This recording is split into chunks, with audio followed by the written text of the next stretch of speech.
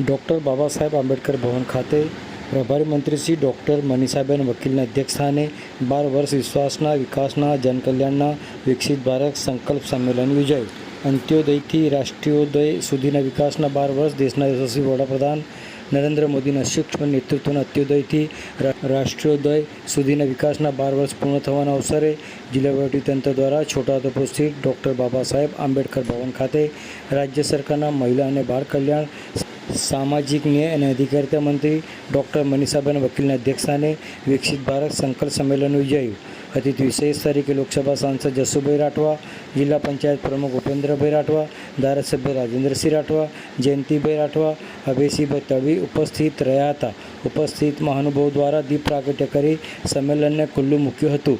જિલ્લા ભાજપ દ્વારા ઉપસ્થિત મહાનુભાવોને પુષ્પગુચ્છ આપી સ્વાગત કરવામાં આવ્યું હતું. આ પ્રસંગે પ્રદેશ ભાજપ પ્રવક્તા ડૉક્ટર જીવરાજસિંહ ચૌહાણ, લોકસભા સાંસદ જસુભાઈ રાઠવા, ધારાસભ્ય રાજેન્દ્રસિંહ રાઠવા, ધારાસભ્ય અભયસિંહભાઈ તડવી, ધારાસભ્ય જયંતિભાઈ ઉપસ્થિત રહ્યા હતા. ઉપસ્થિત મહાનુભાવો દ્વારા દીપ પ્રાગટ્ય કરી સંમેલનને ખુલ્લું મૂકવામાં આવ્યું હતું. જિલ્લા ભાજપ દ્વારા ઉપસ્થિત મહાનુભાવોને પુષ્પગુચ્છ આપી સ્વાગત કરવામાં આવ્યું હતું.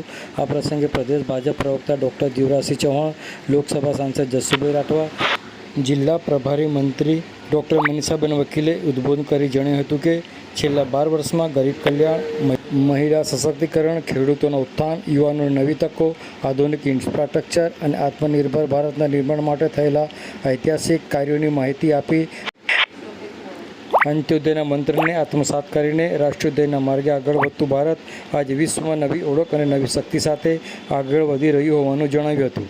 આ પ્રસંગે જિલ્લા ભાજપ પ્રમુખ ઉમેશભાઈ રાઠવા, પૂર્વ સાંસદ ગીતાબેન રાઠવા, પૂર્વ રાજ્યમંત્રી નારાયણભાઈ રાઠવા, છોટાઉદેપુર જિલ્લા ભાજપના હોદ્દેદારો, કાર્યકરો, પ્રબુદ્ધ નાગરિકો મોટી સંખ્યામાં ઉપસ્થિત રહ્યા હતા.